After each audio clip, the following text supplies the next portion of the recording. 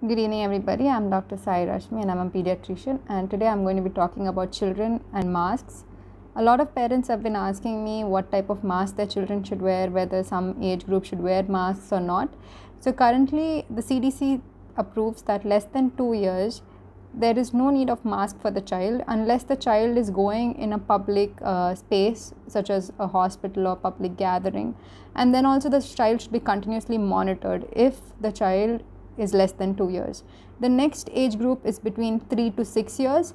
These children are generally more prone to the psychological effect that the mask causes, and this psychological effect can be dealt in two ways. So first, you have to explain to the child that mask is a good thing, and you have to wear a mask to stay healthy.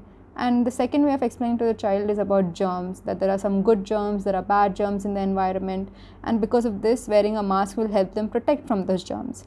Now, how can you ease your way or ease the child's process of wearing a mask?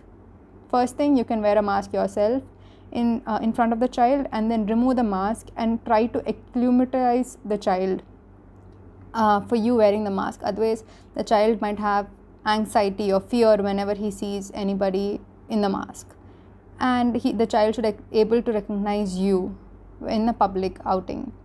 Next thing you can do is you can put the mask on his favorite stuffed toys or favorite stuffed animals. You can decorate the mask at house, and then you can ask him to wear it. You can buy masks that have like cartoon characters or shapes on it that the child likes. Next, the age group is 6 to 11.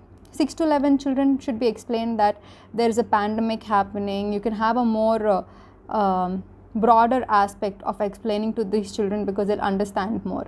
So you can explain to them that there's a pandemic happening and this is for their own good, and every time you have to wear a mask, you have to wear it in a proper way. You should make that there's no gaps present. Next is children aged about 12 years. So these children,